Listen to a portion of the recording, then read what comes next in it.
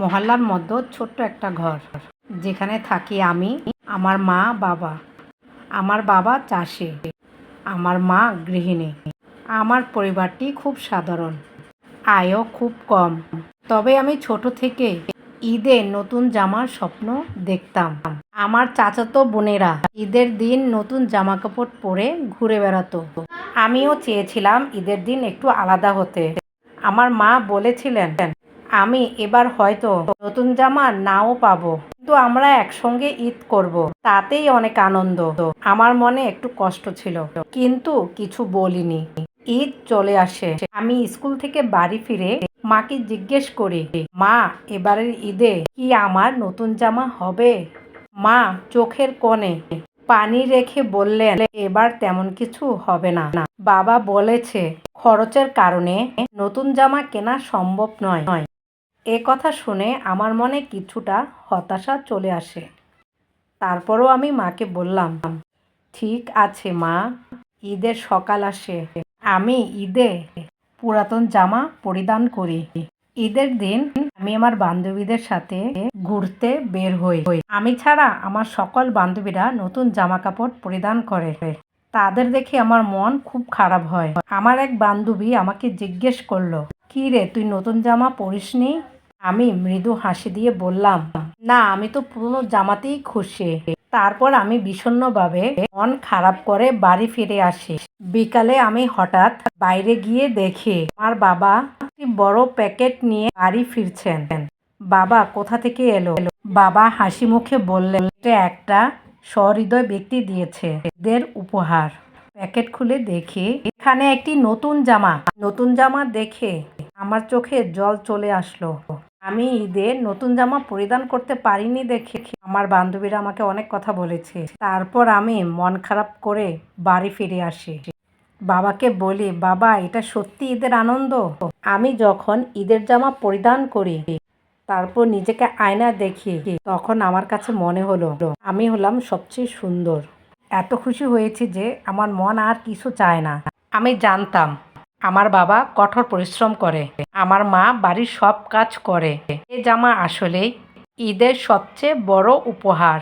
আমি আমার মা বাবাকে বললাম, আজ আমার ঈদ সত্যিই পূর্ণ হলো, কারণ আমি নতুন জামা পেয়েছি। কিন্তু তার থেকেও বড় কথা, আমি আমার পরিবারের পাশে আছি। ঈদের দিনের পরে আমি ভাবলাম আমার মতো অনেকেই আছে যারা নতুন জামা পায়নি। সিদ্ধান্ত নিলাম আজকে আমি অন্যদের জন্য কিছু করব। আমি আমার মা বাবাকে জানিয়ে বললাম, বাবা মা, আমরা কি কিছু গরিবদের সাহায্য করতে পারি? আমার মা বাবা একসাথে সম্মতি দিলেন। আমার মা বাবা উদার মনের মানুষ। আমি আমার নতুন জামা পরি এবং কয়েকটি পুরনো জামা নিয়ে আমার মহল্লার গরিব মানুষের কাছে গেলাম। তাদের মধ্যে অনেকে ঈদের দিনও নতুন জামা পায়নি। আমি তাদের কাছে গিয়ে তাদের জন্য কিছু জামা, খাবার এবং কিছু উপহার দিলাম। যতবার আমি কাউকে সাহায্য করতে গেলাম, আমার হৃদয়ে সুখের অনুভূতি বাড়ল। সন্ধ্যার দিকে আমি আমার মা বাবার কাছে এসে বললাম, আমি আজকে সত্যি ঈদের আসল অর্থ বুঝতে পারলাম। ঈদ মানে শুধু নিজের আনন্দ নয়, ওদেরও আনন্দ দেওয়া। আমার কথা শুনে আমার বাবা হাসলেন আর আমাকে বললেন, তুমি খুব ভালো কাজ করেছো। বান্ধবী আমাকে বলল, তুই সত্যি ঈদের আসল রূপ দেখিয়েছিস।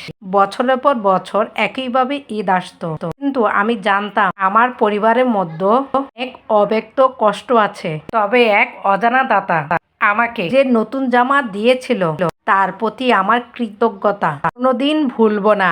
আমি ভাবলাম ঈদের মাধ্যমে আমার জীবনে এক নতুন দৃষ্টিভঙ্গি এসেছে। ঈদের দিন আমি এবং আমার পরিবারের সকল সদস্যরা একসঙ্গে বসে খাবার খাচ্ছিল।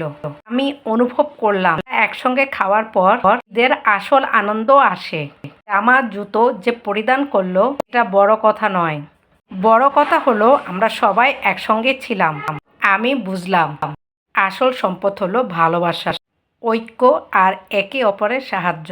নতুন জামা, নতুন জুতা এসব সাময়িক, কিন্তু পরিবার একে অপরকে ভালোবাসলেই ঈদের আনন্দ স্থায়ী হয়। আমার মা বললেন, আমি তোমার এই ভালো কাজ দেখে মনে হলো জীবনটাই আসলে এক মহান শিক্ষা। আমি হাসলাম আর বললাম, জি মা, ঈদের মূল উদ্দেশ্য হলো ভালোবাসা, সহানুভূতি এবং একে অপরকে সাহায্য করা। আমি মনে মনে ভাবলাম, সবচেয়ে বড় উপহার হলো নিজের পরিবারকে সুখী করা। ঈদ, নতুন জামা আর খাবারের চেয়ে বড় উপহার আর কিছুই নেই। ঈদের দিন আমি আমার বান্ধবীদের কাছে গিয়ে বললাম, আমি মনে করি আমাদের মধ্যে সবচেয়ে বড় উপহার হলো একে অপরকে সহযোগিতা করা। আমার বান্ধবীরা সবাই একমত হলো। আমি এবং আমার পরিবার নিজেদের সামর্থ্য অনুযায়ী আমাদের সমাজে ঈদের আনন্দ ছড়াতে লাগলাম। একদিন আমি বললাম, ঈদ মানে শুধু পোশাক নয়, ঈদ মানে হৃদয়ের মিলন, সুখের ভাগাভাগি। আমার মনে এক নতুন শান্তি চলে আসে। আমি জানতাম ঈদ আসলেই তখন পূর্ণ হয় যখন মানুষের মন শুদ্ধ হয়। বছর ঘুরে আবার ঈদ এলো আর আমি জানতে পারলাম আমার জীবন সত্যিকার অর্থে পূর্ণ হয়েছে। ঈদের আসল আলো এসেছে আমার হৃদয়ে। ঈদের আনন্দই সত্যিকারের উপহার।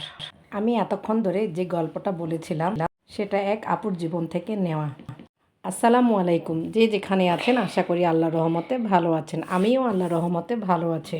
ঈদ শব্দটি শুনলেই চোখের সামনে এক ঝলকে ভেসে ওঠে এক অনাবিল আনন্দের দৃশ্য।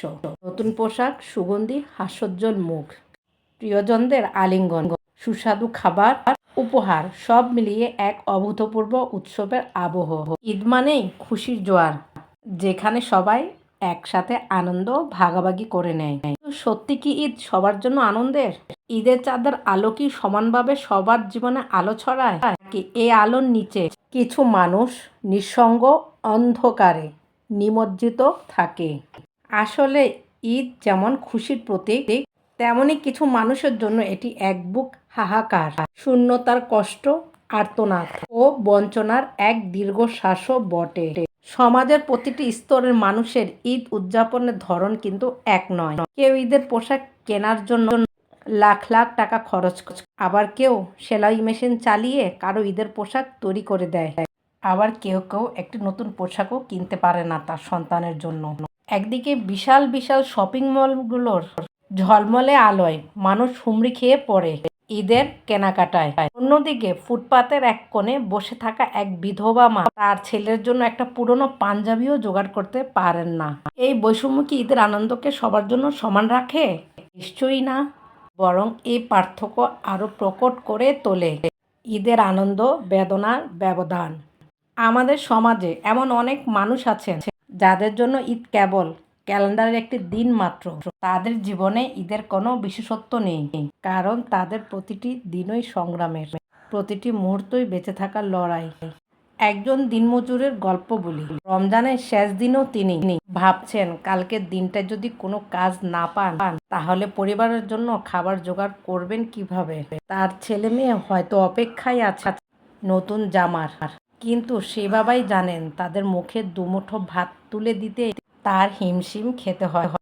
এদিকে রাস্তার শিশুরা যাদের কোনো স্থায়ী ঠিকানা নেই, তারা ঈদের দিনও হয়তো ফুটপাতে বসে হাত বাড়িয়ে থাকবে। তাদের কাছে ঈদ মানে কি? নতুন জামা, সেমাই? না, ঈদ মানে তাদের জন্য হয়তো একটু বেশি ভিক্ষা পাওয়া, একটু বেশি সহানুভূতি পাওয়া। আসলে মানুষের জীবন হয় বহুরূপী। কারো জীবন সুখে ভরা, আবার কারো জীবন দুঃখে ভরা। আমি ঈদ নিয়ে গল্প করতে করতে কাঁচা পেঁপে দিয়ে মজাদার ডোনাট বানিয়ে ফেলেছি। কেউ যদি কখনো কাঁচা পেঁপের ডোনাট বানিয়ে না খেয়ে থাকেন তাহলে অবশ্যই একবার বানিয়ে দেখবেন।